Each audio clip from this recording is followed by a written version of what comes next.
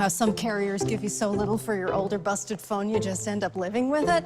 I don't think so. Verizon lets you trade in your broken phone for a shiny new one. You break it, we upgrade it. You dunk it, doggy bone it. Slam it, wham it, strawberry jam it. We upgrade it. Get a 5G phone on us with select plans. Every customer, current, new, or business. Because everyone deserves better. And with plans starting at just $35, better costs less than you think.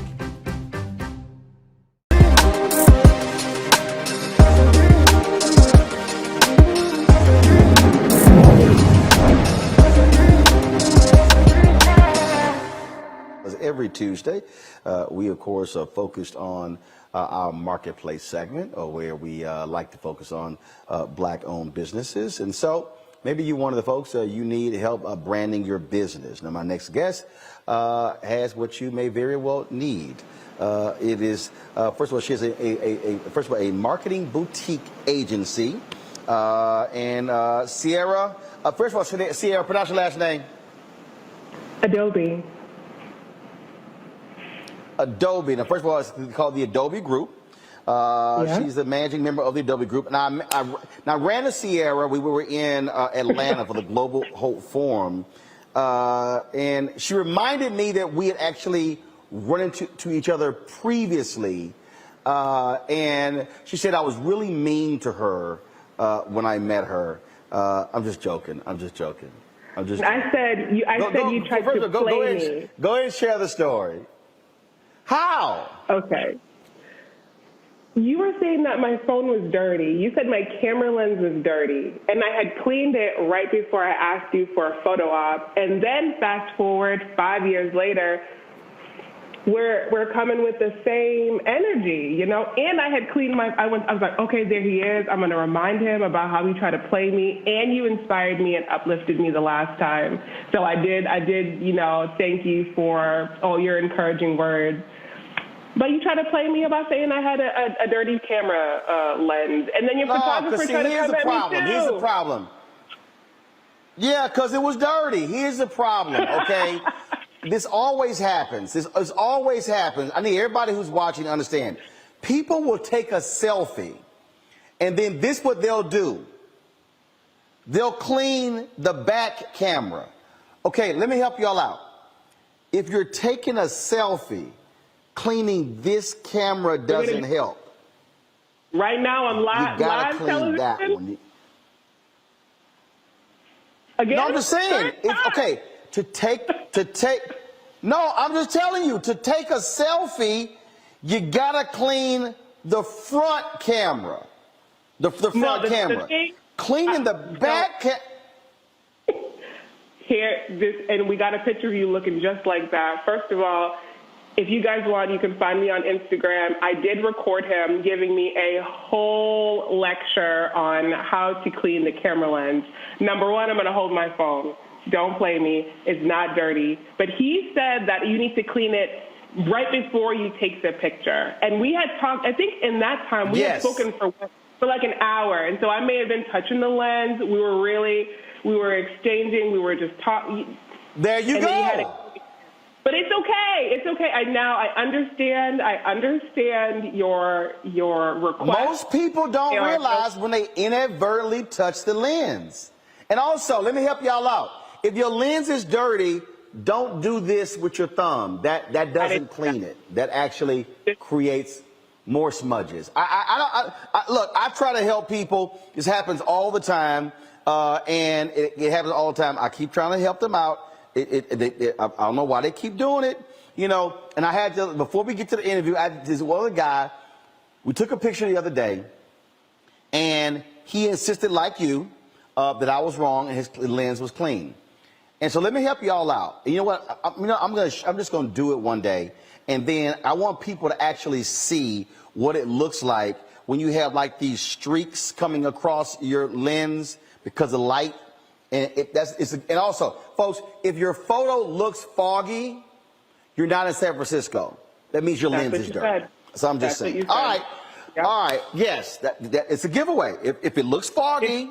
Listen, he said if you got the streaks, if you got extra light beams, like this is not a Kanye West music video. We don't need no ultralight. I got you. I think that, so I have a nonprofit called Inner Garden. So what we do is we promote and support entrepreneurs in their journey with best practices and frameworks. I'm going to have you come and teach a class on the appropriate camera lens angles and cleanliness. What do you say? I'm down. I'm Okay. down. I'll be there, and I'll teach them how to do it quick, how to knock them out. All right, so let's talk about your nonprofit. What type of businesses are you working with? What are you helping them to do? Yeah, so I work with so many different nonprofits and for-profit agencies. We have healthcare, we have beauty, design, other marketing agencies. We have people who are in real estate. And so typically when they come into our program, they are needing to link arms with people who are in the same space as them. So it's not necessarily your typical school where I need to understand, what are KPIs and this and that, but what are things that I need to know that are very specific to my arena. And so that's where we come in, helping people link arms with other experts across various sectors at different levels in the game. So you have people who are thinking about becoming an entrepreneur or starting their entrepreneurial journey. You have people that might be 3, 5, 10 years in, and they're kind of in and out, still working a corporate job, and they're trying to figure out, how do I let go of my full-time corporate job and then just have my own business? And then you have some people that's just what they've been doing for a very long time. They've sold multiple ventures and businesses, and they're really just looking to pour back into others and be a true leader. And so that is what our nonprofit is all about. The price, we try to make it extremely accessible because it's all about access. And I'm sure in your journey from broadcasting and TV, sometimes you just need help. And sometimes you just need somebody who will, provide a space for you and create a pathway for you to be able to succeed and take that chance. And so in Inner Garden, that's what it's really all about. It's an amazing network, but most importantly, it's a phenomenal pathway forward. So we have people who went to college and decided it wasn't for them, and they love the program.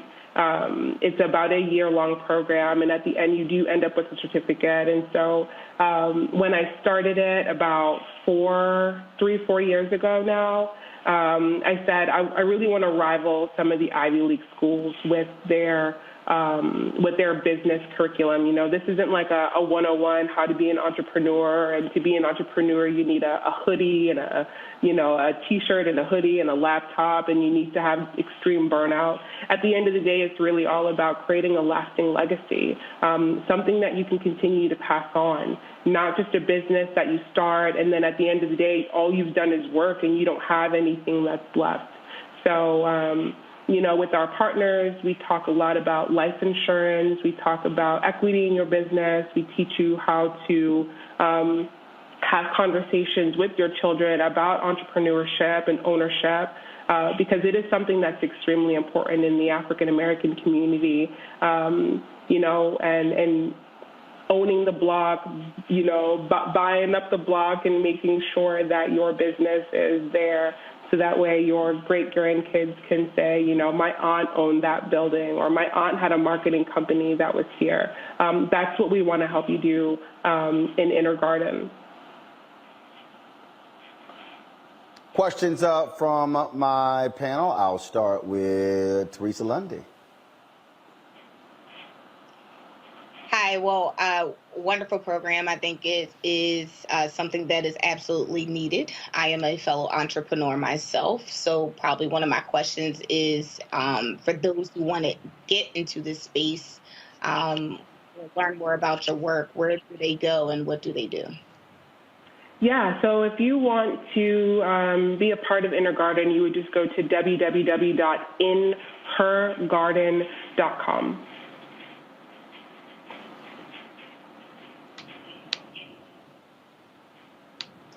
All right, Xavier. Yes, I'm intrigued about what your organization might be doing to help with pitching, getting investors, growing businesses, and scaling it. And how does your business help to steer those businesses in that direction to be able to attract larger resources and grow larger? Yeah, I love this question. So Inner Garden is actually a 6-part program. And so all of our categories are kind of, they're named after what you would do to actually tend to a garden. And so we have different panels or different mentors that come in. And so when it comes to investors, we have a part of our program that we call Source. And so that's talking about money, that's helping you partner up with legal, really any and every partnership that you would need in order to have a successful business that's done right on the books. So we have pitch competitions. We'll help you put your pitch together, put your deck together, really helping you dig into the weeds of your business. As you can see here in some of the B-roll, it's just some people learning about different frameworks. We have a business plan on one page, so that way when you come in and you're trying to talk to somebody, you can really dig into those details, talking about who your audience is, what are their pain points, how much would they pay? What do they hate about services like yours? What do they love about services like yours? And then how do you continue to just pull information from different resources? So, really focusing on lean techniques. So the one thing about entrepreneurship is that you don't always have a whole lot of money to get going. And so in Inner Garden, we partner you or put you with different mentors in the space. So that way they'll help you navigate what are some resources that exist for me that can provide me with really good information about different demographics and where they are and how they're spending and how they're living and just their overall life cycle. So we also have, additionally, as some of the mentors we actually do have investors in Inner Garden who have helped and decided that they want to teach people.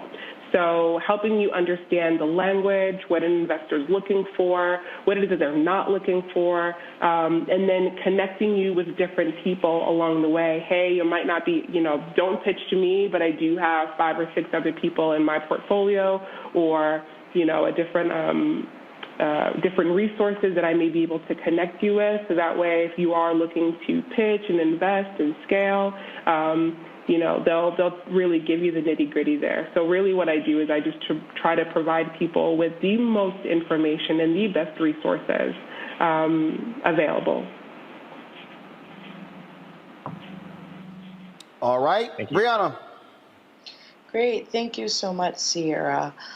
Just a quick question. Have you seen any clients or any gravitations towards political consulting or political campaigns, or have you been interested in what unpacking that and providing content or promoting already generated content through your services? Yeah, so along with Inner Garden, we teach people how to write content and how to use evergreen content and things like that. I also have a marketing company, a design agency called the Adobe Group. And in the Adobe Group, we put in all of the same best practices that one would learn in Inner Garden.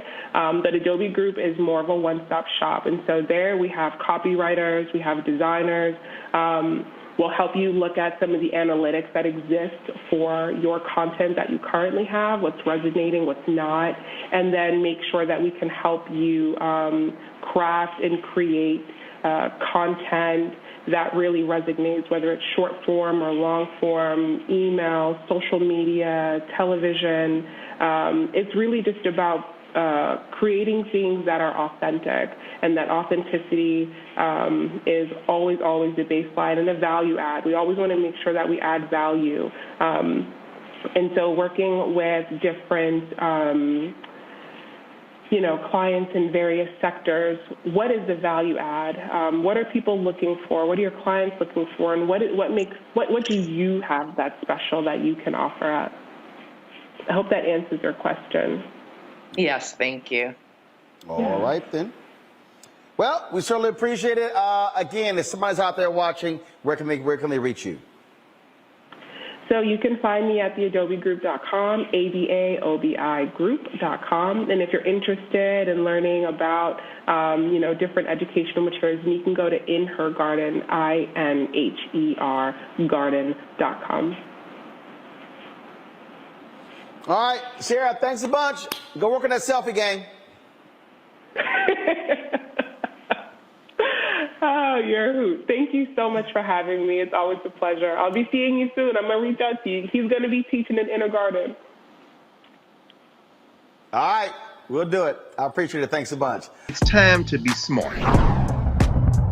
Roland Martin's doing this every day. Oh, no punching! Thank you, Roland Martin, for always giving voice to the issues. Look for Roland Martin in the whirlwind, to quote Marcus Garvey again. The video looks phenomenal, so I'm really excited to see it on my big screen. Support this man, Black Media. He makes sure that our stories are told. See, this difference between Black Star Network and Black-owned media and something like CNN. I got to defer to the brilliance of Dr. Carr and to the brilliance of the Black Star Network. I am rolling with Roland all the way. Honored to be on a show that you own. A black man owns the show. Folks, Black Star Network is here. I'm real revolutionary right now.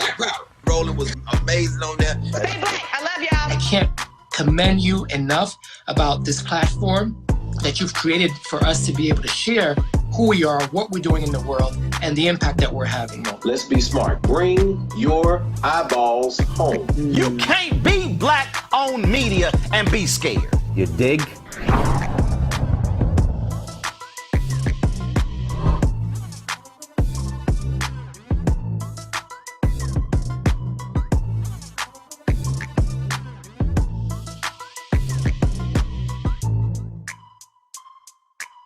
You know how some carriers give you so little for your older busted phone you just end up living with it? I don't think so. Verizon lets you trade in your broken phone for a shiny new one. You break it, we upgrade it. You dunk it, doggy bone it. Slam it, wham it, strawberry jam it. We upgrade it. Get a 5G phone on us with select plans. Every customer, current, new, or business. Because everyone deserves better. And with plans starting at just $35, better cost less than you think.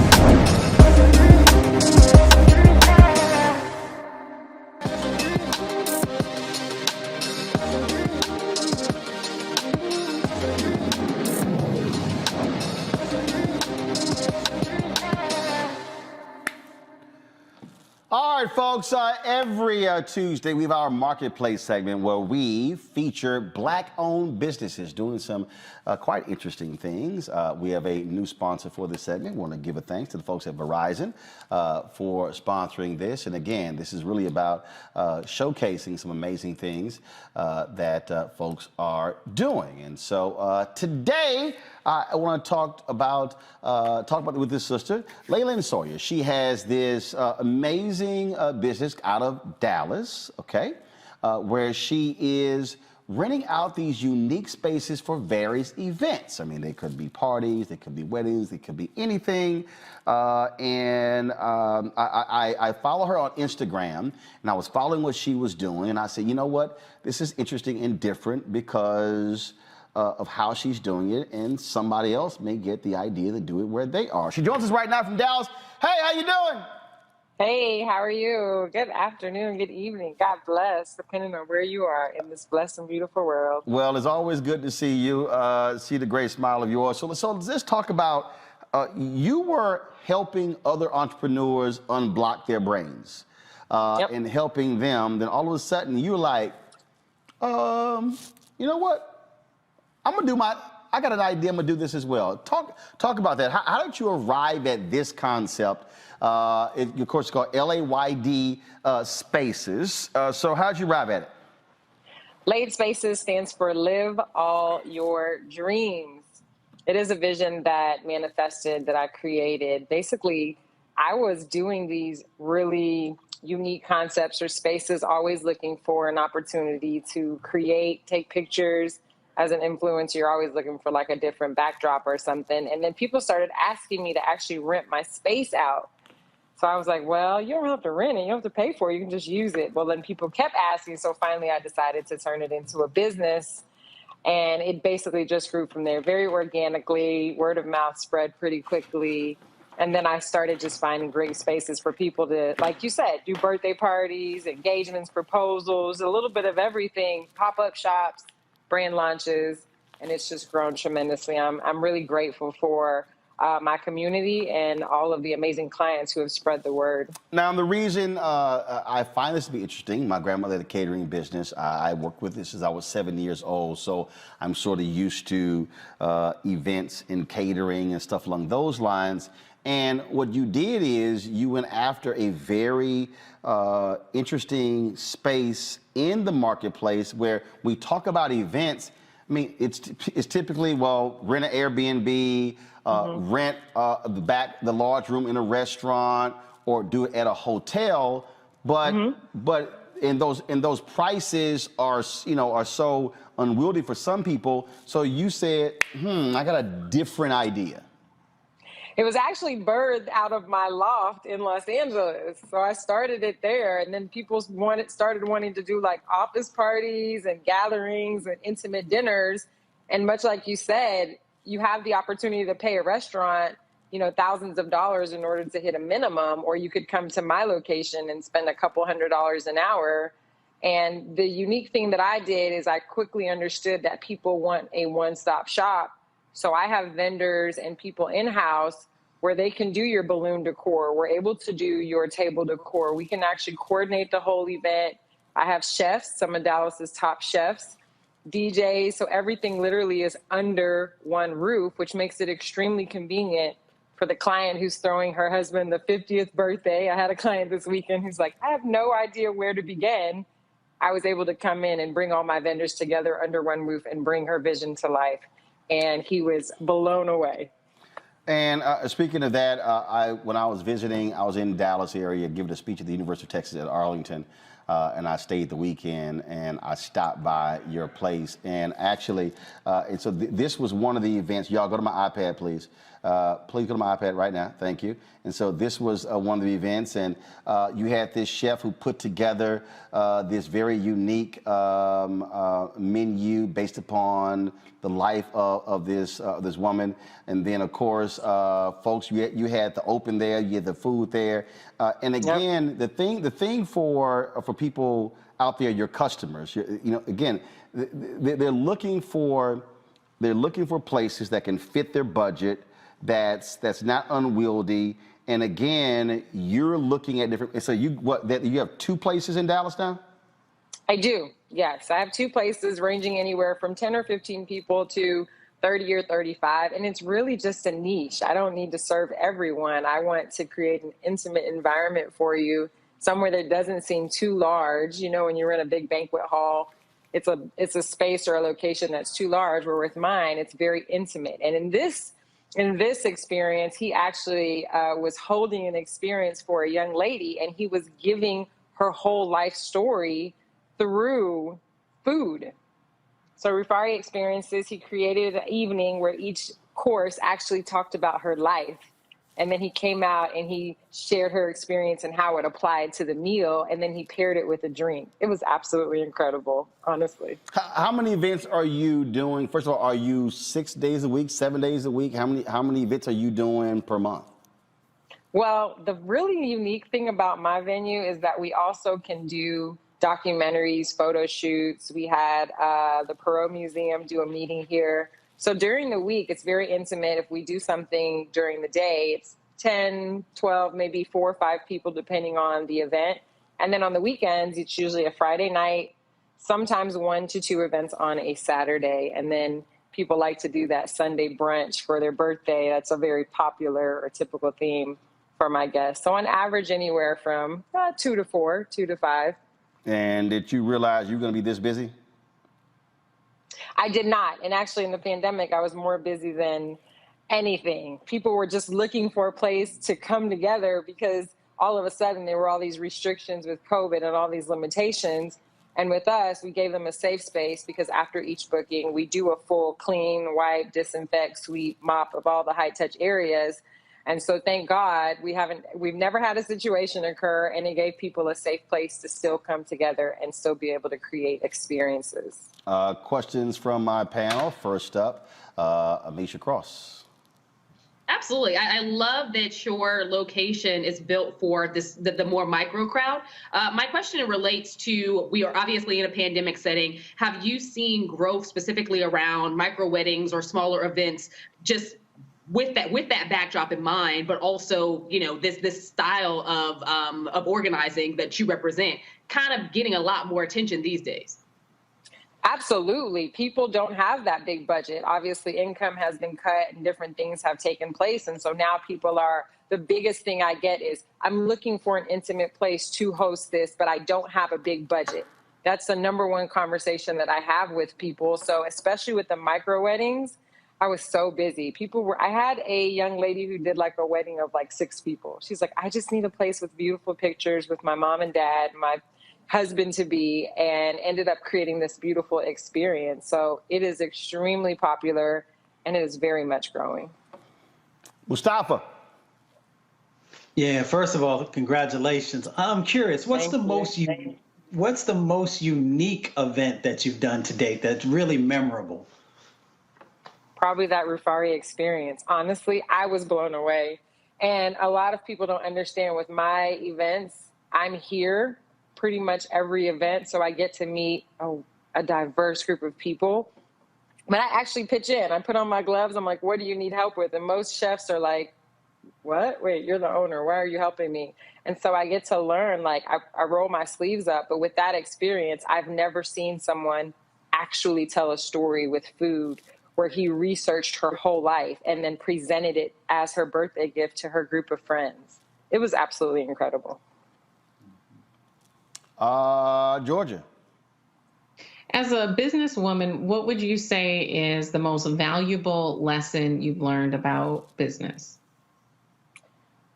Processes, systems, and protecting yourselves. Because with events, and as she stated, in a pandemic, things do happen. And so you have to make sure that you have systems and processes and things in place in case someone does reschedule, or in case, heaven forbid, a death comes up, or things of that nature that are not only fair for you and the customer, but also protect you as a business owner. Because obviously, if that date is booked and the client cancels or is unable to make it in a short period of time, it's very difficult for you to replace that booking. And so therefore you're out of money. And so it just created a lot of opportunity for me to really focus on my systems and my processes and how I run the back end of the business. All right, last question I have for you, Laylen, and that is, you got 2 spots there in Dallas. How are you looking to expand? 5 years from now, what do you want this to look like? So actually what I do is I teach people, I'm also in property management. So I actually take your Airbnb and I give you the ability to do both the events as well as your Airbnb. So if anyone's interested in me managing their event venue or managing their Airbnb or both, I'm doing this in multiple cities. So I'm now taking on clients in Los Angeles. I have properties in Houston as well as Dallas. And so it is quickly expanding once again by word of mouth. And so that's where I see myself, just giving people the ability for multi-use and multi-purpose for their spaces. All right. Well, folks in the chat are asking, how do they reach you? You can reach me on Instagram at Laylen, Laylen, or at latespaces.com, LAYD spaces.com. All right, then. Looks like I think Georgia is following you right now. She's on her phone. Awesome. I see you, Georgia. I see you. All right. We appreciate it. Thanks a lot for joining us on The Marketplace, brought to you by Verizon. Welcome. Thank you. All right. You're welcome. All right. Take care. It's time to be smart.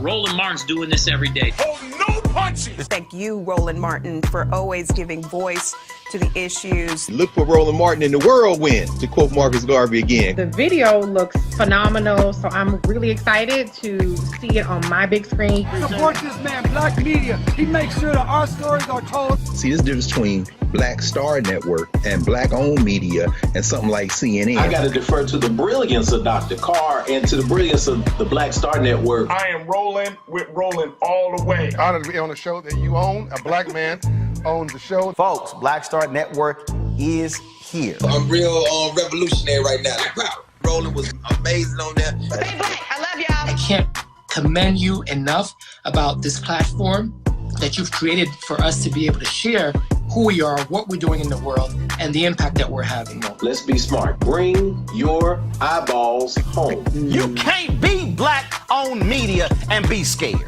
You dig?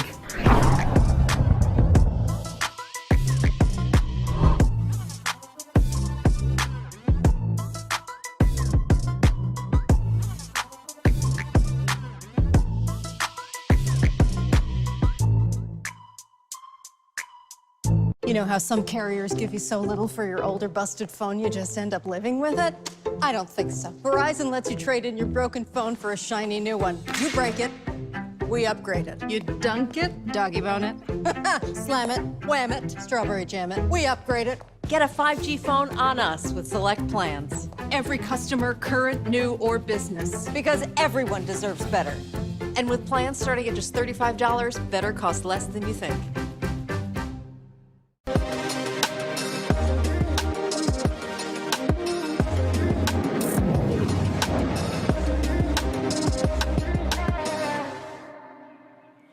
A lot of folks think coding is hard. Well, my next guest says, not really. It's all a matter of how you reach the folks who don't know. She has created this at-home coding kit called Lingo, which allows for your child to see what professionals are doing while moving at their own pace. Aisha Bose, a former NASA rocket scientist who created Lingo. She joins me now from Washington, D.C. Aisha, glad to have you back on the show. Hey, hi, Roland. So big day for you because Lingo dropped what, in Target? Yeah, as of today, we launched on Target and we're available on Walmart and Amazon. So explain, so what really is Lingo? What is it? What does it do? Lingo is a self-paced coding kit that teaches kids the fundamentals of computer science at home.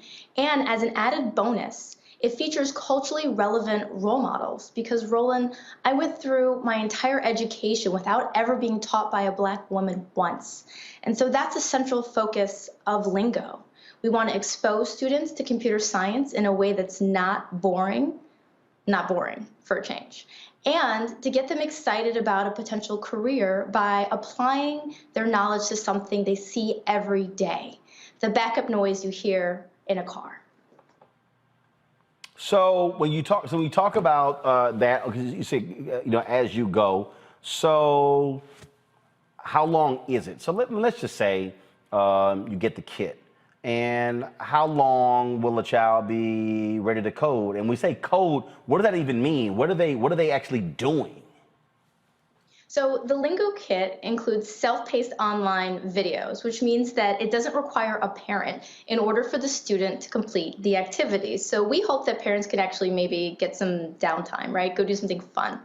Once the kit is open, what the students will do is learn the basics of how to put together code. This is exposure, Roland. So instead of asking you to just open the kit and magically know all of these things, we ask you to read the instructions, follow the videos as Danielle Regis, our product lead here at Lingo, instructs you through how to put together the exercise. In total, the activity takes about 4 hours and can be completed over the course of several days. And so we, again, we talk about coding. You and I were talking the other day and how you were talking to some students in St. Louis and you had them coding music. Yeah, because everything that you hear is actually electronics. And so what I wanted to do was find a way to tie this concept to something that the students cared about. And they cared about music. With this lingo kit, the first lesson teaches you how to put together that sensor for a car, but that same principle you can use to code your own music. And so once we finish the first activity, and the second activity is available on our learning portal now, we actually said, hey, well, now that you know how to do this, why don't you load up your favorite song?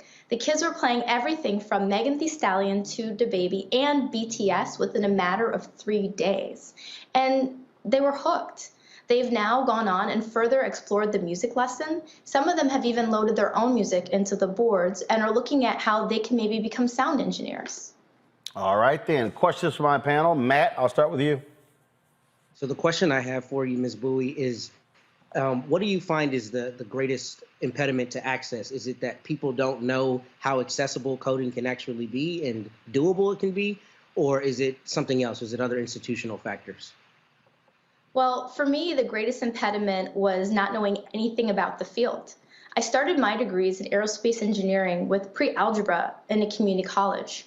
I didn't see any people who looked like me who were in the field, and I did not know that engineering was something that I could do, make a living at, and actually enjoy. And then when I went into the field, I didn't see the people around me actively recruiting people of color. And I had enough. I left the government in order to create this company because I wanted people of color to have this experience. I wanted students to go into a classroom and see somebody that looked like them. I wanted for them to get a box and have other people around them who may not be persons of color, see somebody who looked like them teach the class, and have them realize that we exist in these fields too. And oh, by the way, the same techniques and tools that you learn in this box are the same ones that can make sure that you get paid for the rest of your life. I've seen studies that show that on average, it takes about 100 hours of exposure to coding or engineering concepts before you become an engineer. Well, guess what? There are a lot of students who are getting that in middle school. They're getting that in high school. Well, why can't our students have the same? And now with Lingo, you get that in a box. You get not only the first lesson, but you can learn music. And our third lesson ties sports and STEM together, which means now you're coding things that can help make you a better athlete or even understand how technology integrates with sports. So I got some fool on YouTube named Mississippi who said, Black American people don't give a damn about coding. Can you explain why that's stupid to even say that? Mississippi.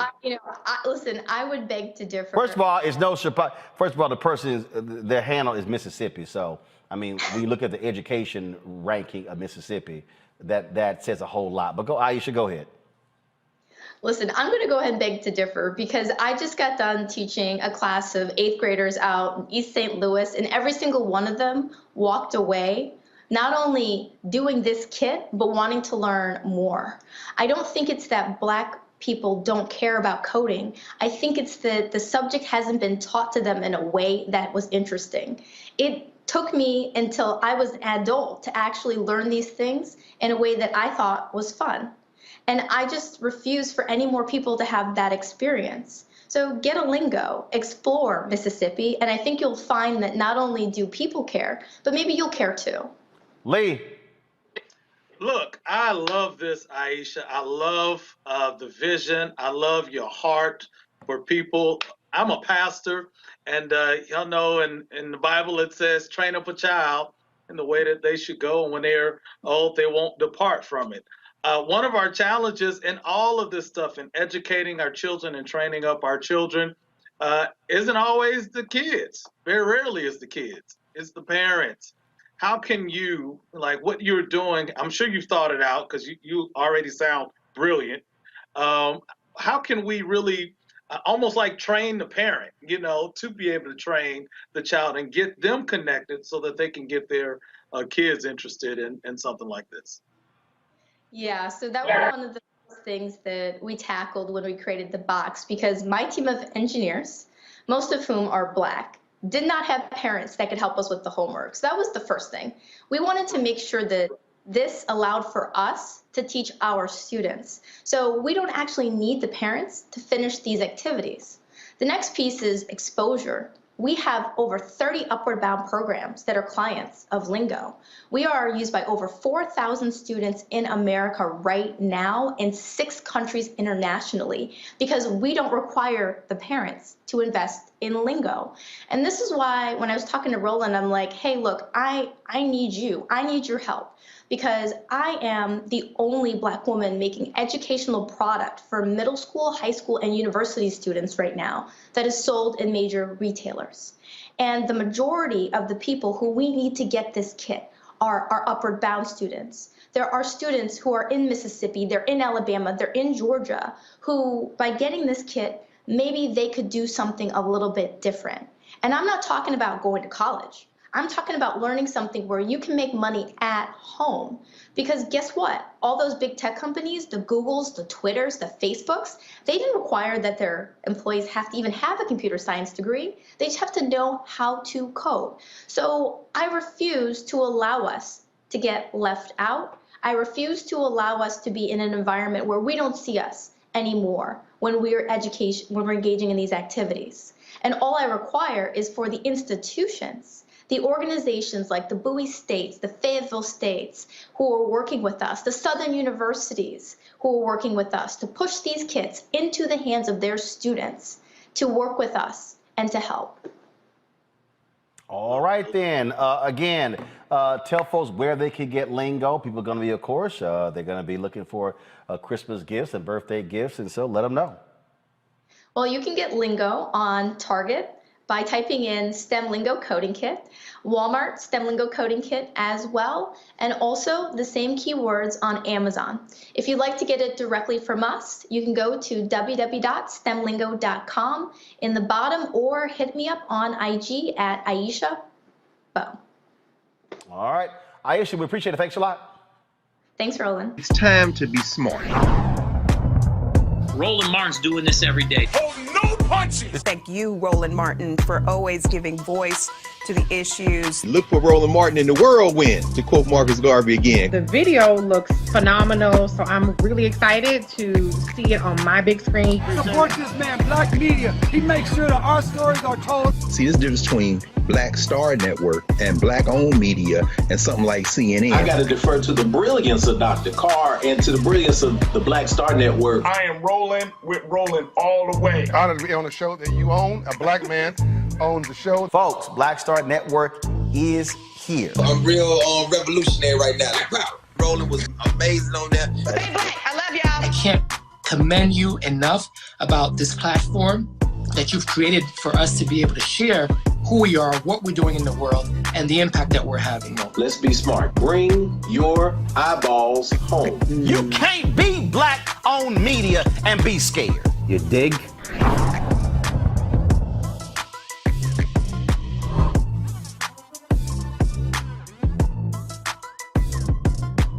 You know how some carriers give you so little for your older busted phone you just end up living with it?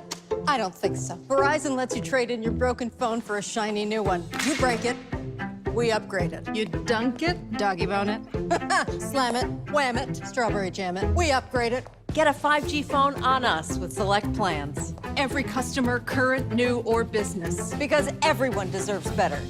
And with plans starting at just $35, better costs less than you think.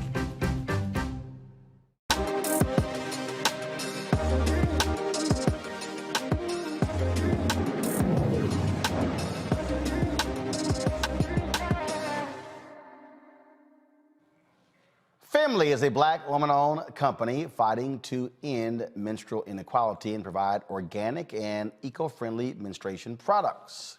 Family also pays it forward by stocking restrooms nationwide with their personal care products. The founder and CEO is Ariane Long.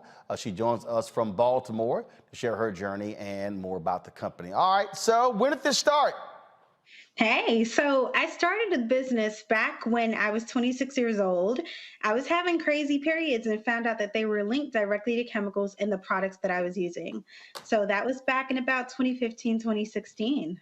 So, and so you started the business, and how? You funded it yourself, friends and family? How did you actually begin to start the business? Man, when I first started, I was using one of every two paychecks and funneling that back into my business. At the time, my husband was my then boyfriend, and we actually moved back home with my whole family, 12 people, my grandmother, my siblings, and more. And Hold on, 12 of y'all in the crib? 12 of us in the crib in PG County, Maryland. We built one house and we fit everybody in it. Okay. All right. So And yeah, it was incredible, but we bootstrapped the company. I had to use pitch competitions. Finding an investor was hard. I'm also Black and went to a HBCU, so yeah. so when you talked about, so how'd you deal with the manufacturing in terms of developing your product and making sure that it was safe and effective?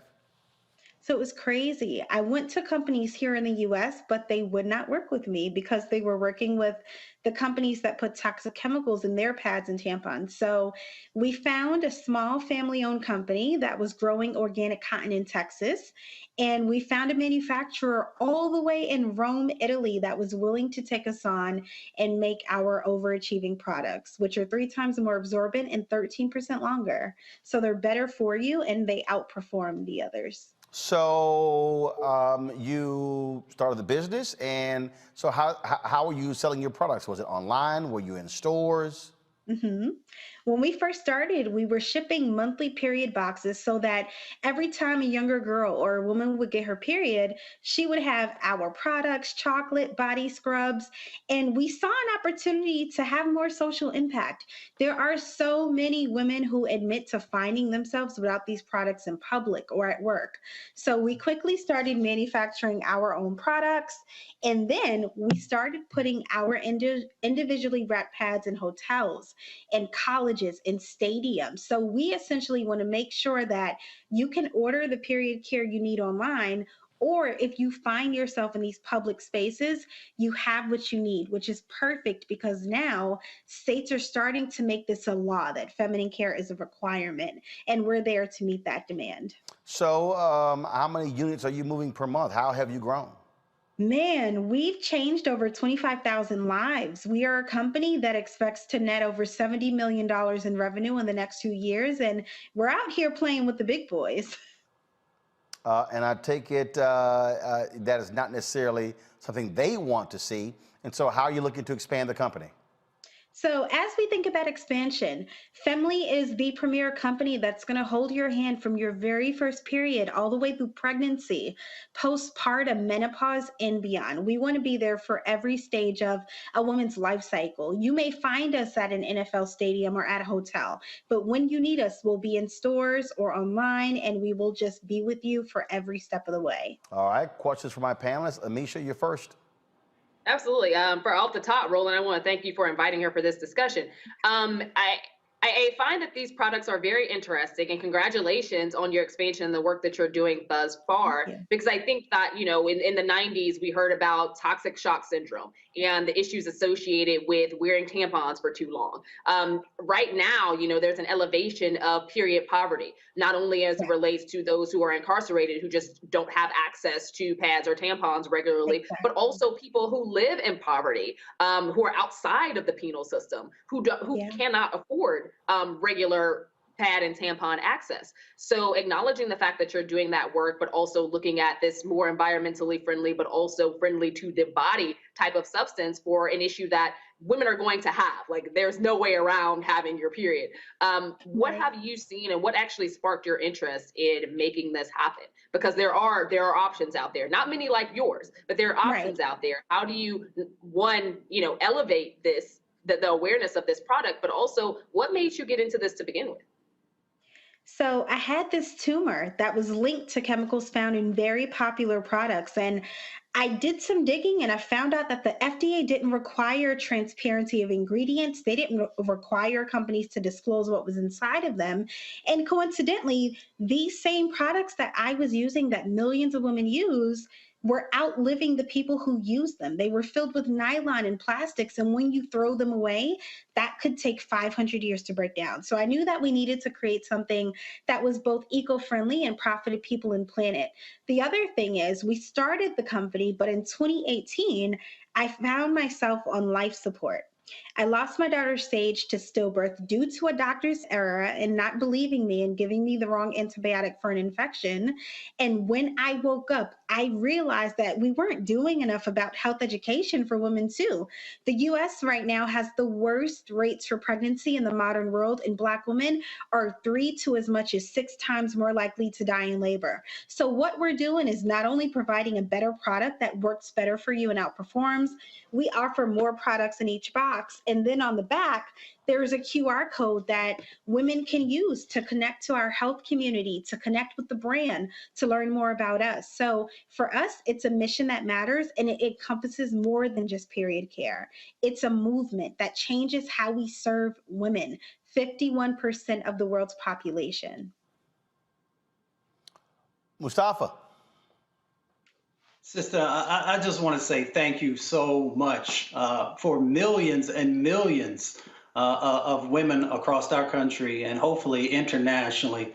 I don't know if most folks know the dioxins and the furans and the pesticide residue that is actually a part of, those traditional feminine hygiene products. So thank you so much for creating these greener types of products that are healthy for folks. I'm curious.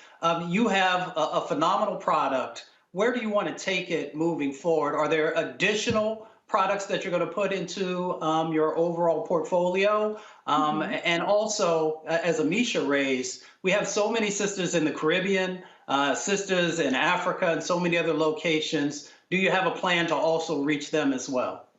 Absolutely. So when we started with a global mindset, and we're already shipping across the world, not just the United States.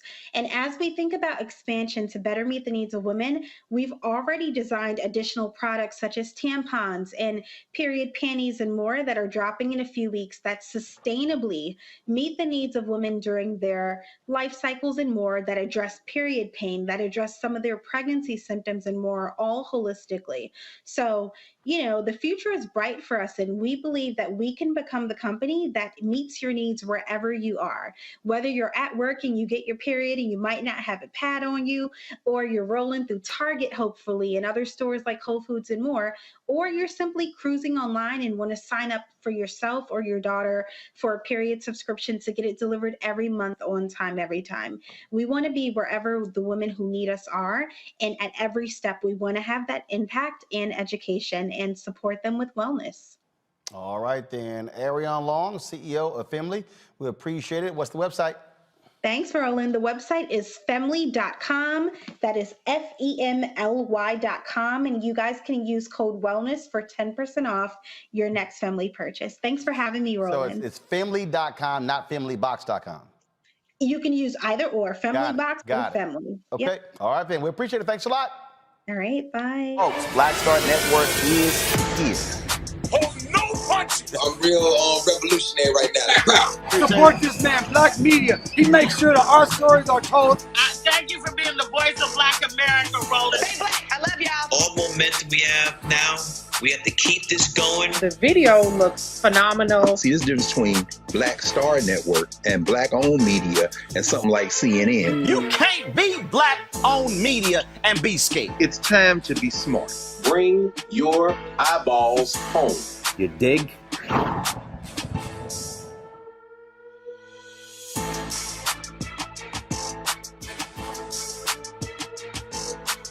You know how some carriers give you so little for your older busted phone you just end up living with it? I don't think so. Verizon lets you trade in your broken phone for a shiny new one. You break it, we upgrade it. You dunk it, doggy bone it, slam it, wham it, strawberry jam it, we upgrade it. Get a 5G phone on us with select plans. Every customer, current, new, or business. Because everyone deserves better. And with plans starting at just $35, better costs less than you think.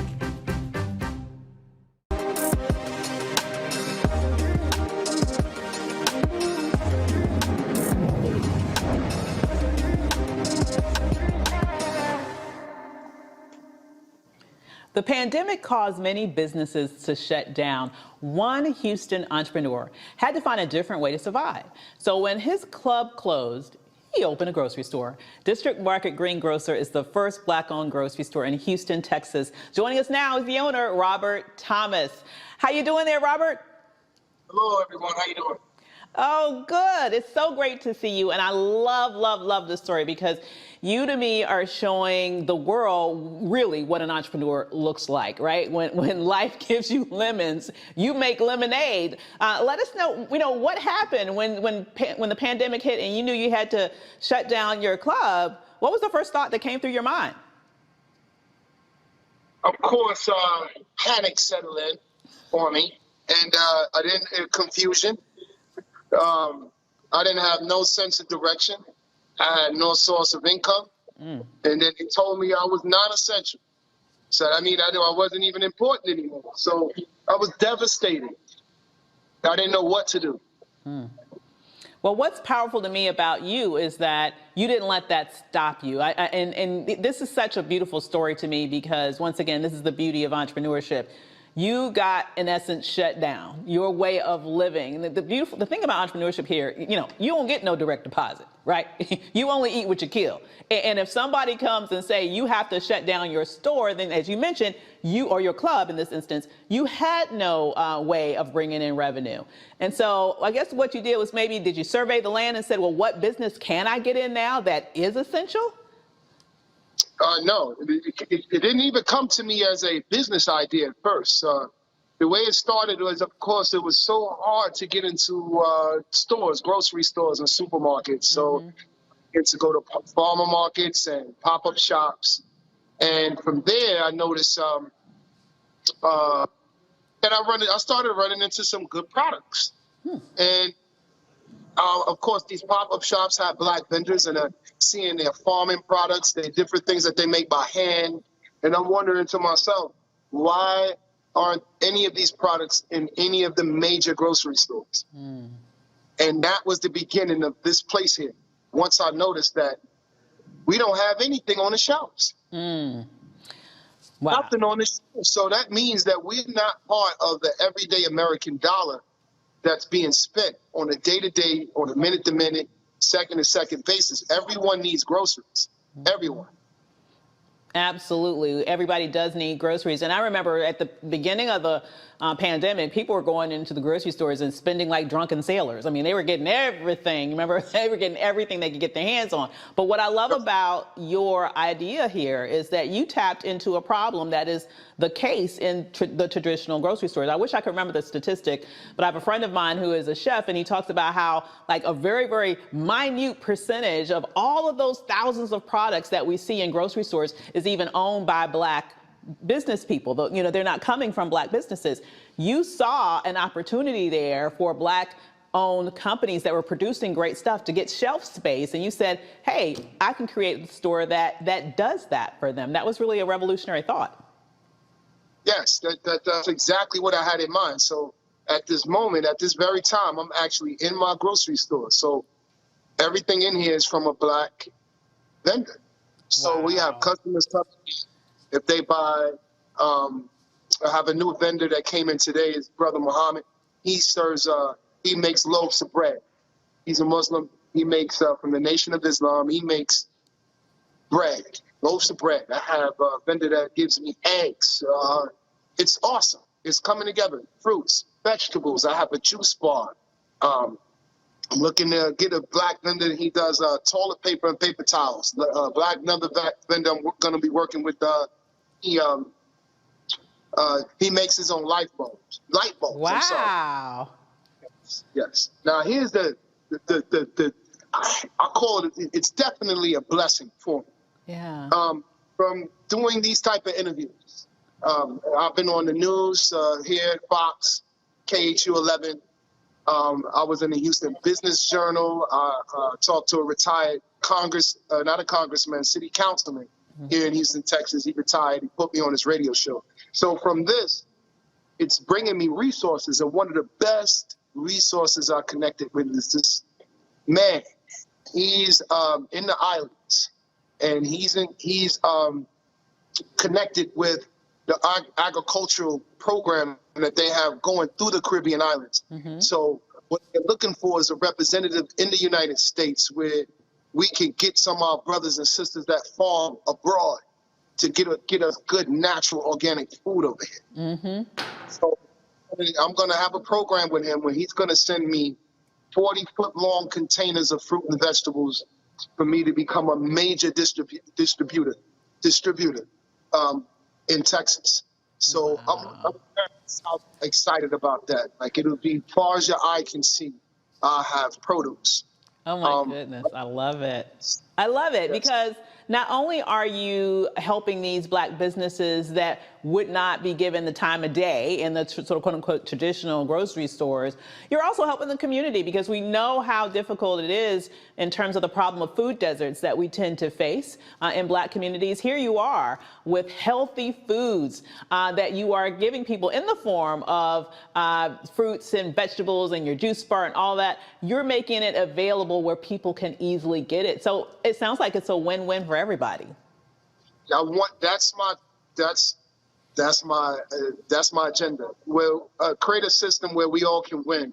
I want to reach out to the poverty-stricken areas that if you go into these supermarkets in certain areas, you can see that the food is not the same when you go to more privileged areas. True. They need good food too. Mm-hmm. They need good food. They need good products. They need good produce coming through there. I'm a green grocer. So by definition, I specialize in produce. So I'm looking forward to making it affordable for the poverty-stricken areas to have good, healthy food in their diets. Oh my goodness, I'm loving this. I have got to bring Mustafa into this conversation because he looks like he's like smiling from ear to ear. Mustafa, do you have any questions? Yeah, Brother Thomas, thank you so much. I work on food justice issue with, along with a number of climate justice and environmental justice issues. And, you know, I've worked in about 1,000 communities now across our country and outside. And one of the things that you always notice is the lack of fresh and affordable, healthy food in our communities. So my question is, over the next 12 to 24 months, what's your vision for growing this out? And where do you plan on landing? Is it other places in Houston? Is it beyond that? What's the vision? Right now, to be honest with you, my vision now is to formulate a team. I need a team. I need investors. I need people to share this and do this with me. I'm by myself. Everything I've done so far, I've done it all alone. Maybe help from family members and everything, but only because it was just an idea I had. I had no idea that it would reach where I'm getting all this attention, and I want to make use of it. So I need to put a team together. I need a simple, a nice, strong, powerful team, and I would like to attack the country. I don't mean to use the word attack, but the problem that we're having, I want to attack it. So I'm talking about like HEB here. HEB is a popular supermarket here. They have over 300 stores. I want more than 300. I want as many stores I can open, and all in the right areas where it's needed. That's my goal. And not only that, I'm very competitive. I want District Market to be mentioned along the giants, you know? I just would like to see that for us, and I'm taking the Black vendors with me. Beautiful. I'm loving it. Xavier, any questions from you? Sure. As a vegan chef, I appreciate Brother Thomas bringing healthy, fresh fruit and vegetables in the community that needs them. And how do you propose educating the community on why your services are important, and how you are creating the pipelines specifically for Black-owned distributors? You talked about having soy candles and creating that avenue, maybe even small business programs, so that they could not just put products on your shelf, but can thrive as you grow and build as you grow. And then how do you get basically attach yourself to Black wealth, so they are supporting you as you build and grow and you scale your business? Okay, whoa, that's some good question. And okay, let me see if I can answer it in parts, if that's okay. The first question was, I believe, about education. I'm an advocate. As you can see right here, I have my juice of green vegetables here. And I'm an advocate for green vegetables must exist in our diets. And the way I've been educating them as they come here, actually, I do that. I take the time, if I can just reach one is what I figured, as far as how a diet should be. So think about it. The average person, when they walk in the supermarket or make up their mind and say, I want to eat healthy now, they make up their own version of it. Mm-hmm. I'm just going to start eating vegetables. So a lot of things I need to educate the people on is that food is medicine. That's where they're getting the medicine from. It's from the things that come out of the ground. So you can eat things, combine certain things you eat, and it can heal you or make you feel better. They don't like for you to use the word heal, but it can make you feel better. Food can make you feel good, and it can help you with some of your medical conditions. So the number one cause of some of the problems I see that plagues the Black community is digestion problems. So what I do here is everyone that walks in the door, if I have to give it to them for free, I will. I want to put greens in my brothers and sisters' bodies to help them be able to have good functioning bodies that can absorb good nutrients. You cannot do that if you have bad digestion. So that's my angle of educating. How I'm helping streamline some businesses through my building, through what I'm doing is I just serve as a platform. My business model is designed strictly for the micro business. So some of these vendors I have here, they literally are just making products at home. And I have some vendors that are making very good money as a start. Some of them never been in the store before, and their products are in here. And that is a major help for them. They're getting exposure. I'm going to, by me not having to buy product, it loosens up my finances to aggressively market and advertise. And I know that's what a lot of the Black vendors need. They have good products, but they spend money to get these products, but they don't have the money to get the product and then turn around and create a major campaign to market and advertise. Mm-hmm. So that's the part I'm going to cover. My job is to make my platform, District Market, the biggest platform for Black vendors or any vendor that cannot get their product on the shelf. Well, I have to. I'm sorry, you can finish your thought. No, I was hoping I was answering the brother's questions. Yeah, that was great, brother. You absolutely did. And I have to say, if anybody can make that vision real, I have a feeling it's you. Thank you. Okay. Thank you so much for joining us this evening. Is there any way that people can find out more about you and maybe patronize you? Can you let people know how they can get in touch with you?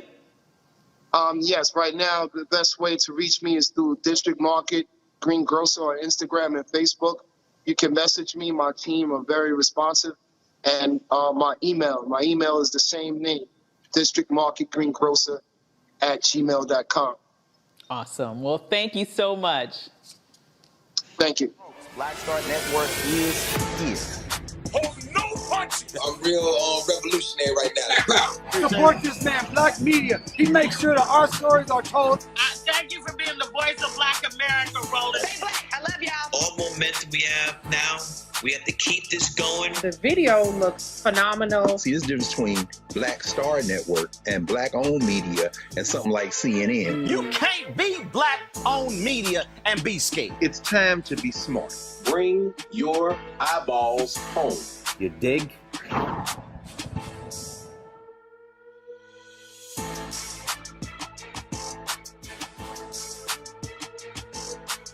You know how some carriers give you so little for your older busted phone you just end up living with it? I don't think so. Verizon lets you trade in your broken phone for a shiny new one. You break it, we upgrade it. You dunk it, doggy bone it, slam it, wham it, strawberry jam it, we upgrade it. Get a 5G phone on us with select plans. Every customer, current, new, or business. Because everyone deserves better. And with plans starting at just $35, better costs less than you think.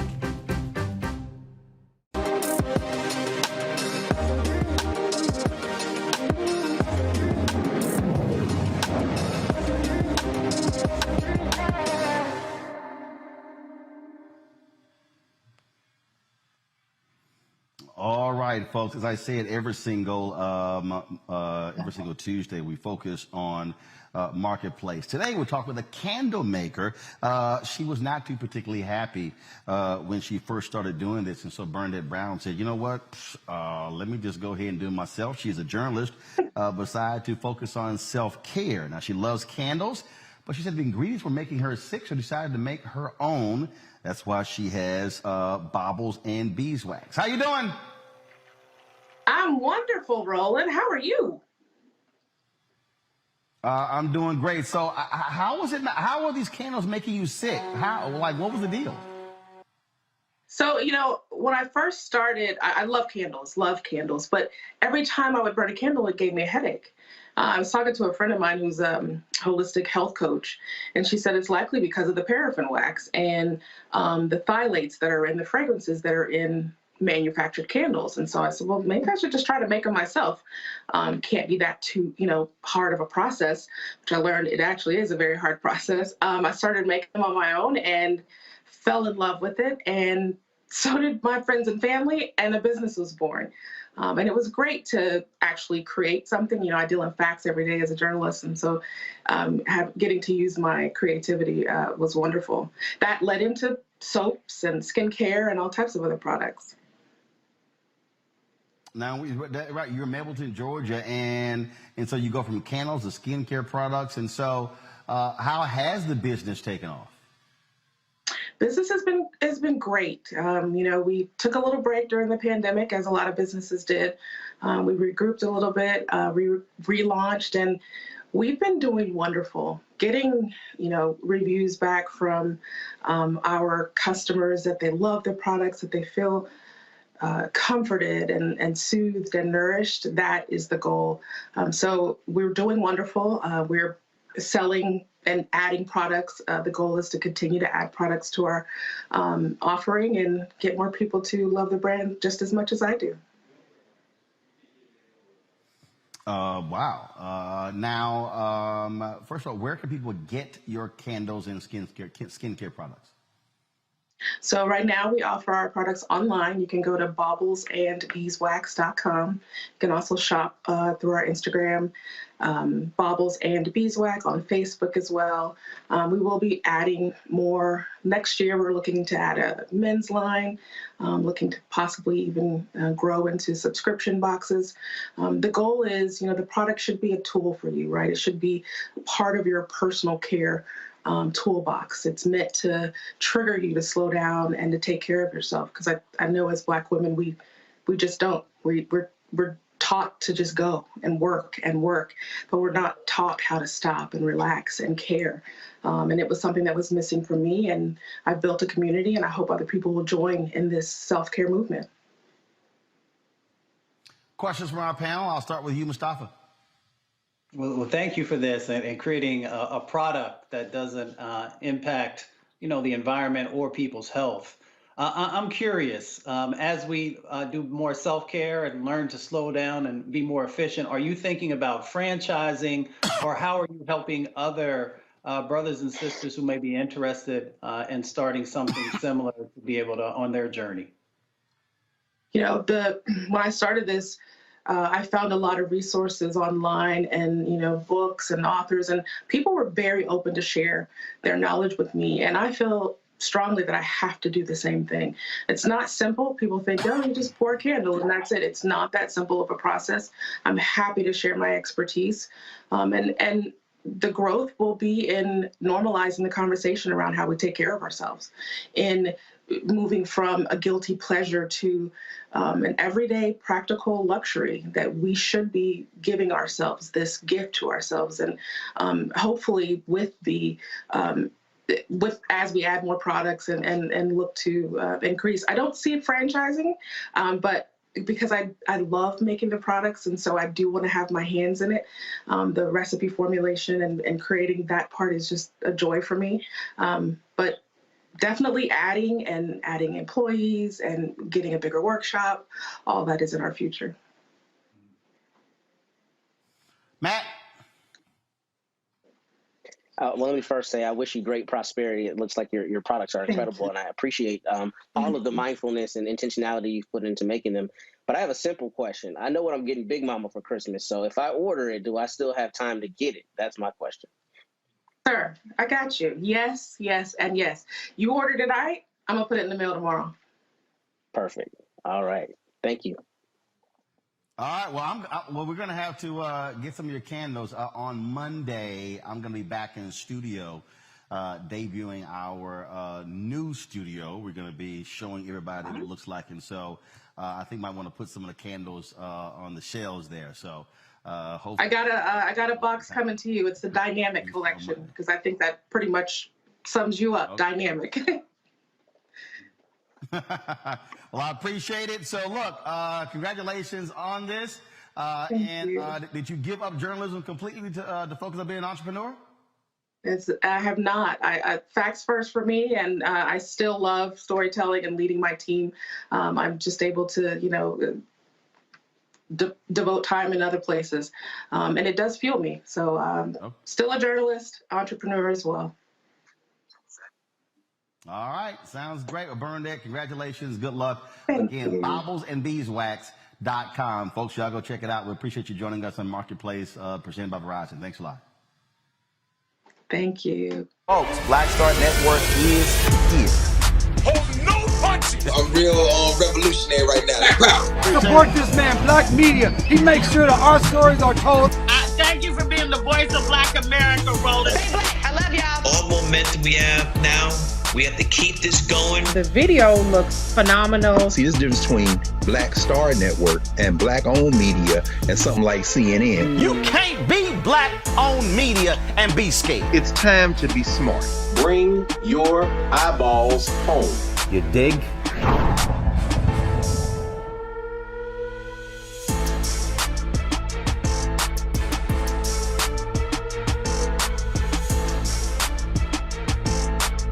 You know how some carriers give you so little for your older busted phone you just end up living with it? I don't think so. Verizon lets you trade in your broken phone for a shiny new one. You break it, we upgrade it. You dunk it, doggy bone it, slam it, wham it, strawberry jam it. We upgrade it. Get a 5G phone on us with select plans. Every customer, current, new, or business. Because everyone deserves better. And with plans starting at just $35, better costs less than you think.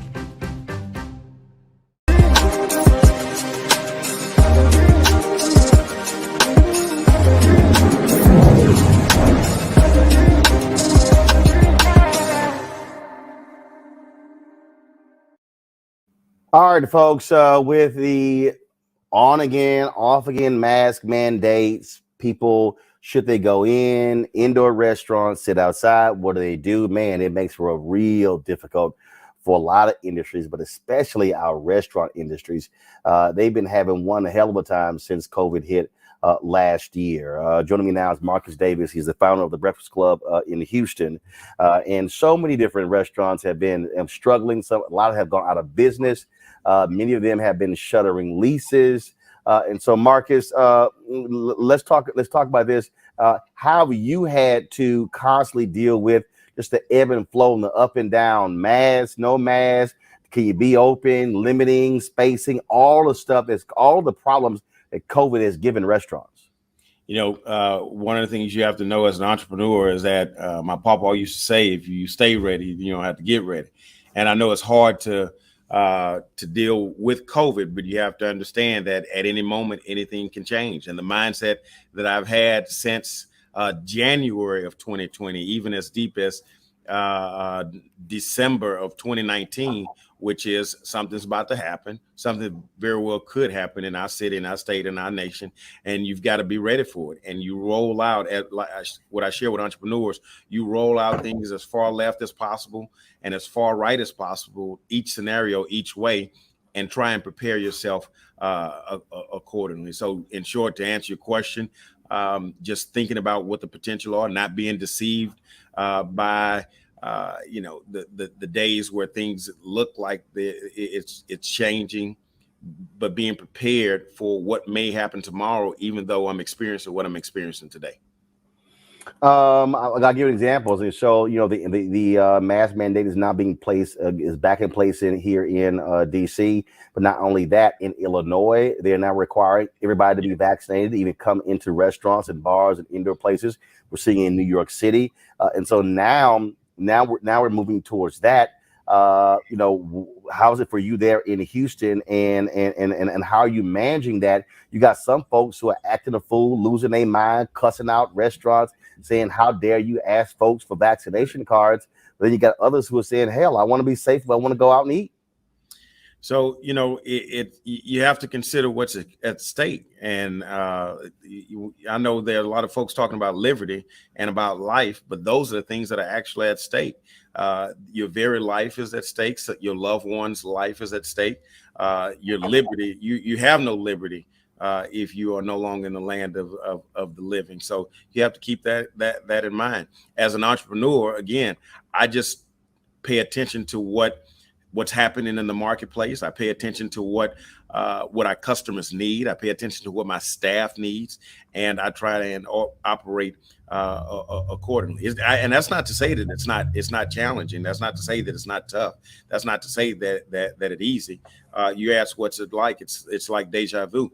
I am feeling today as I felt in March of 2020 when they first said that the NBA would not play a basketball game, and I knew then that this thing is as real as I thought it could get. And so today I'm thinking, and I've been making this case for a long time, Roland, because people have been under the impression. I have a couple of businesses here. I have a couple of restaurants, a bar, and another concept, and two of them I've yet to reopen. And we've yet to reopen it because I had not felt, particularly my bar, I haven't reopened it particularly simply because I had not felt that it was time. Yeah, other bars are open and other people are going out to them. But in the space that I run, I didn't want to be in that space, with the virus being the way that it was. So how do I feel? I feel like we're back in March 20. I can't say that it's that severe, but the uncertainty and the way the entrepreneur has to stay on his tiptoes and keep his head on the swivel is back to that date. Questions for my panel. I'll start with you, Xavier.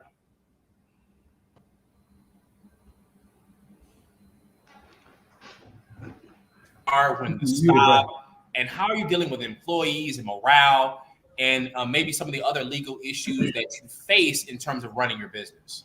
So unfortunately, I only caught the second half of what you said, but I think I get the gist. With my team members, I'll start there with my employees. It's just by sharing, communicating with them that we're all in this boat together. And that's been the analogy that I've used from the start, is that I am the captain of this ship, trying to steer this ship through these COVID waters, and reminding my team that we're all in this ship together and we're going to make it to the shores together. We just have to, everybody has to pick up their oar and they have to row in order for it to happen. And if that means that we got to work a little harder, dig a little deeper, roll up our sleeves a little higher, roll up our pants leg a little higher, lace our boots a little tighter, then that's what we have to do as a team. Your mettle as a leader is definitely tested during these times, and I'm grateful that I have a team as strong as I do, and I'm grateful that I've had the opportunity to stand up and be the captain of the ship to get us through those times. But I'll share this with you.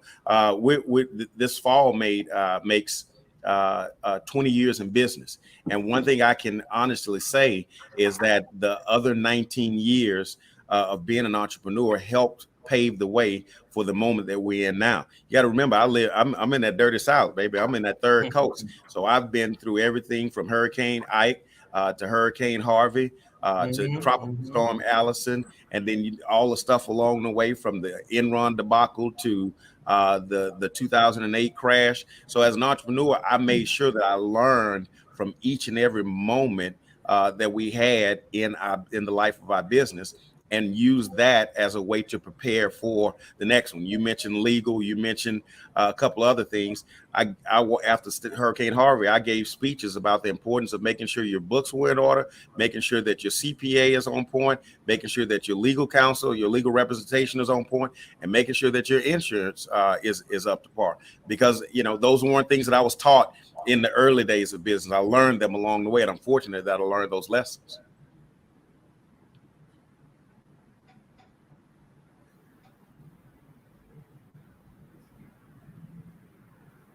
Hey, I'll jump in if there's nobody want to talk. Come on, jump right in, baby. Jump in. I thought you passed the collection plate for a minute. I'll jump right in.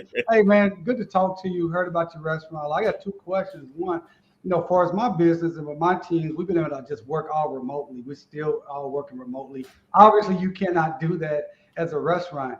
How are you keeping your team safe from when you have these individuals that want to come to your restaurant and they don't want to, do what's necessary to be safe? So how are you keeping your team safe? And are you dealing with any legal issues with that?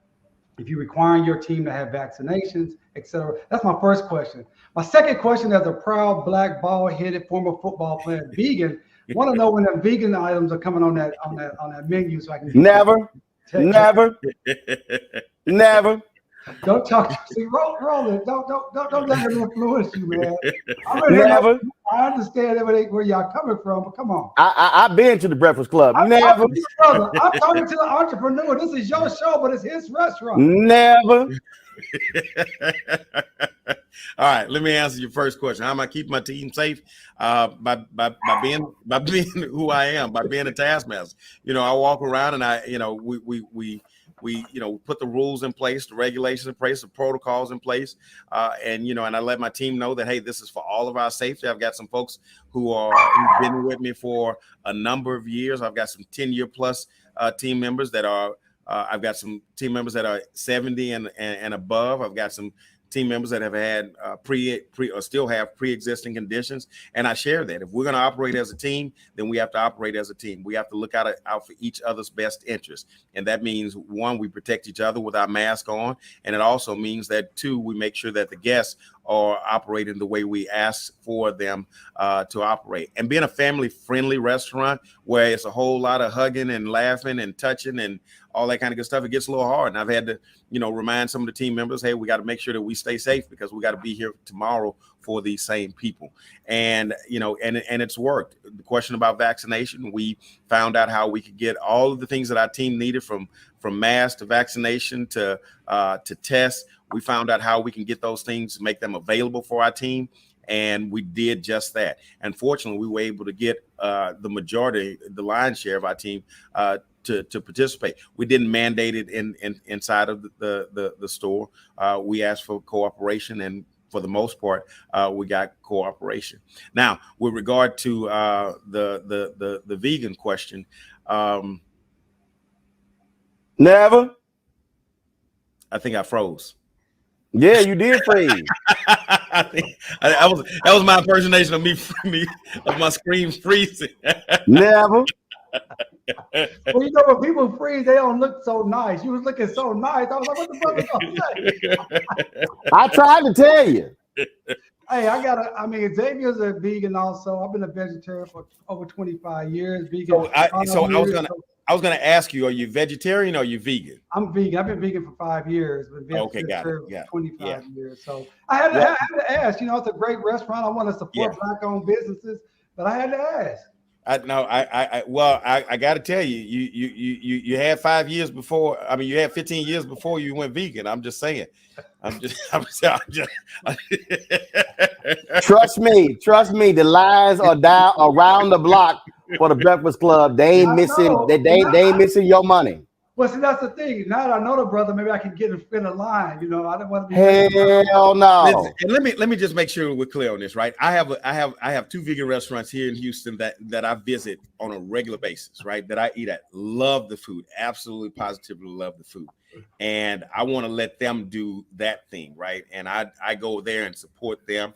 And if somebody wants some direction on where to go to get a vegan breakfast, I'll send them that way. I might even tell them to bring me something back so I can have it on my lunch break. And originally it came because of space, right? Because I value what veganism is supposed to be about. And I'm not one of these guys that's going to put something on the menu if I can't do it the way it's supposed to be done. In short, I'm not going to cook your. Now we do have I'm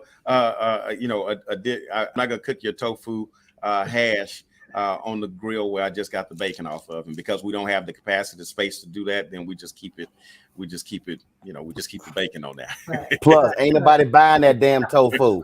Mustafa, go ahead. But and I'm waiting. I'll be honest with you. I've been in this game 2 decades, and I'm waiting I'm waiting to see how long it lasts, because and this is respectfully, right? I don't want nobody blowing me up.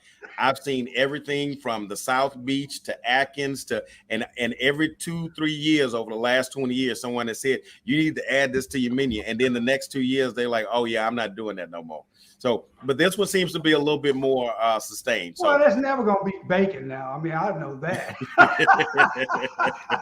look, I'm going to be, hey, I'm going to keep it real. Roll want me to keep it real. I'm going to keep it real.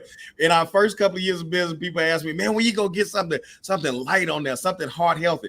So I think around our 5-year anniversary, we created this heart healthy menu, right? It had the egg whites, it had the fruit bowl, it had the grilled fish instead of the fried, all of the stuff, that the wheat toast with no butter, the grits with no butter. We had all that stuff, man.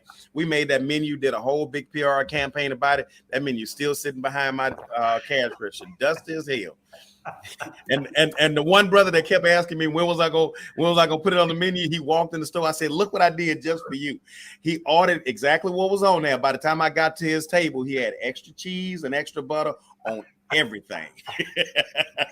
Sustained. Mustafa. Brother, thank you for That's a great story. And their bodies at the same time. My grandmother used to say that in challenging situations, everyone needs a North Star. I'm curious, the Breakfast Club. Yes, sir. What makes the Breakfast Club special? What makes it a North Star, especially in this moment? The people. The people is what makes it special. And I try and make everybody aware of that and remind them of that every day. And when I say the people, people say, man, I'm glad y'all were able to stay open this long. I'm glad y'all were able to stay open during the pandemic. I'm glad y'all were able to be here for 20 years. And I tell them that I'm appreciative of you allowing, causing, empowering us in order for that to happen. When I say the people, I'm talking about my team. Miss Jackie's been with me for over a decade. Miss Mary's been with me for over a decade. Miss Gail's been with me for over a decade. Christian's been with me. These are folks, that have helped make TBK what it is today. So when I say the people, it is truly the people. Now, if you want what I believe, what I share with entrepreneurs, inspiring entrepreneurs about formulas to success, and what I hold us accountable for, and the standard that I hold us to that has led to this success, it is this simple thing: quality product, quality service all the time. That's our North Star. We believe in delivering a quality product through the hands of great people, and doing that as consistently as we possibly can.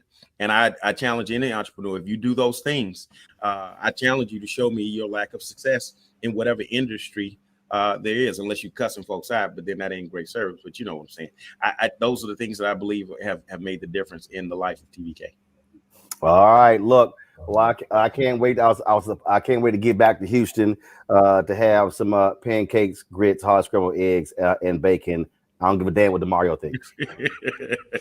Can't wait to have you back, brother. And DeMario, I don't wait in line. Hey, DeMario, look, what Cowboy is that in your window up there? What is that? He's first of all, he's an OU fan, and he's a sorry Dallas Cowboys fan. So I used to have that when people. Let me answer your question correctly, right? Get a ring again, man.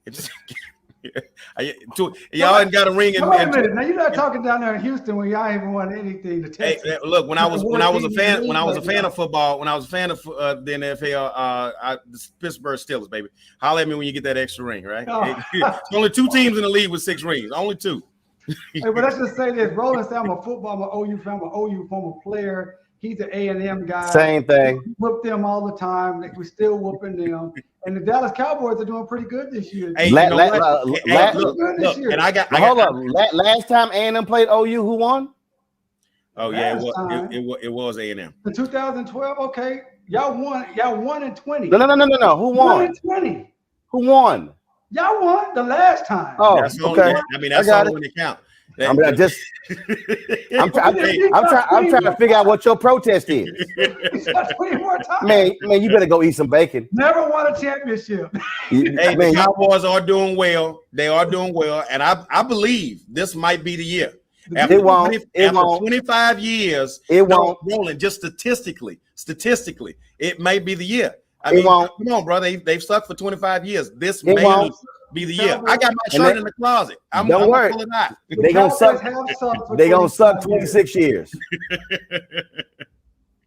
It ain't gonna happen. I can't say that. They win one playoff game every 8 years on I'm average. gonna tell you Just right let now, people it ain't gonna happen. DeMario, go eat a chicken sandwich. All right, that's it, y'all. I got to bounce. Folks, Black Star Network is here. I'm real revolutionary right now. Black power. Support this man, Black Media. He makes sure that our stories are told. Thank you for being the voice of Black America, Roland. Stay black. I love y'all. All momentum we have now, we have to keep this going. The video looks phenomenal. See, this difference between Black Star Network and Black-owned media and something like CNN. You can't be Black-owned media and be scared. It's time to be smart. Bring your eyeballs home. You dig?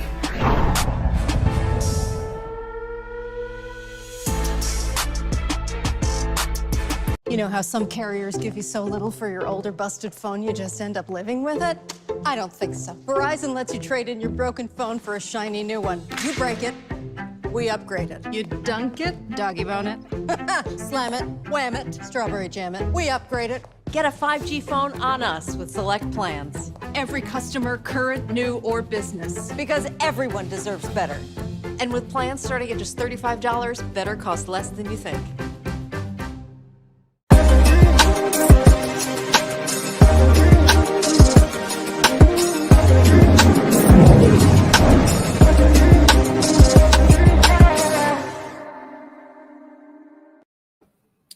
Folks, she's shipping orders of barrettes and plant-based hairstyle products to all 50 states and 13 countries. Now, 15-year-old Gabby Goodwin, who is the CEO of Confidence, has launched her own salon. She joins us now from Columbia, South Carolina. Gabby, how you doing?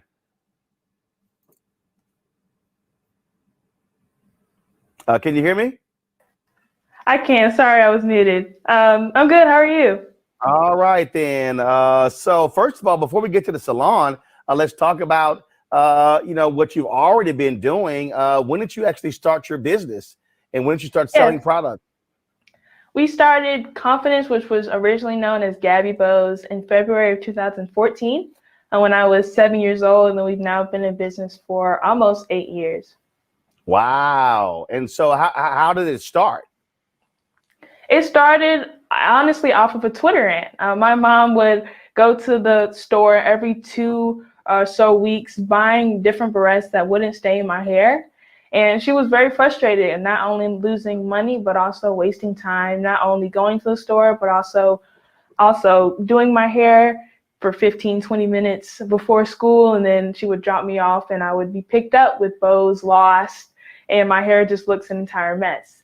And with that, she went on Twitter to rant about how my bows didn't stay in my hair. And after her and many other moms were talking about how terrible these barrettes were, our pastor actually jumped into the conversation and said, sounds like a market you need to break into.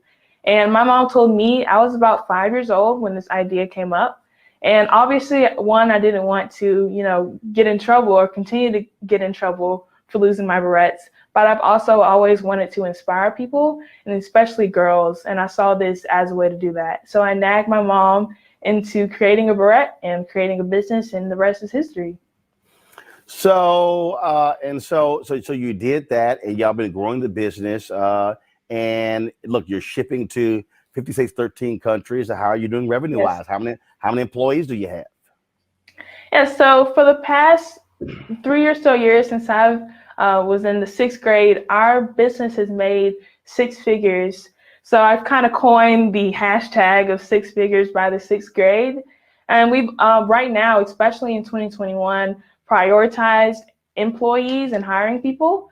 So we just brought on about 3 different team members when it comes to either fulfillment or team management, or even also just dealing with customers and customer service. So we've been able to grow our team as a whole, but we also have, different contracts with people, especially Black-owned brands who are helping us in many different areas as well. All right, so now you've opened this salon. Why? We wanted to create a space where girls can, not only feel confident in themselves, but also feel confident in their hair. And I think that with the salon, we're able to not only help girls get their hair done, feel beautiful, but they're also able to see the behind the scenes of the business, see the fulfillment process, or even meet me sometimes if I'm walking around the office.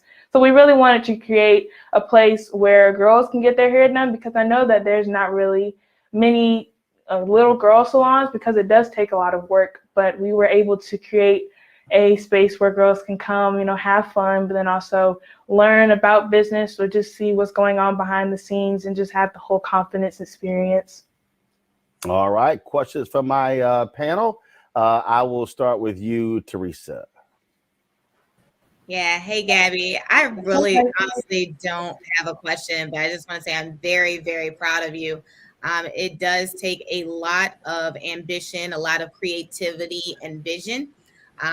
Being a little girl myself, I know I would have loved a shop like yours, other than going with my mom to her hair salon. Right. It's one of those bright ideas that I think more people should, open their doors to you. So if you're looking to come in Philadelphia, please reach out. Yes, we're definitely looking to franchise, and definitely that is an opportunity that we would love to take as well. So thank you so much. Xavier. Gabby, I'm so proud of you. I have a 16-year-old daughter, so it's really great to see. I literally text them during this segment, my two youngest kids, and I say, you're never too young to start a business.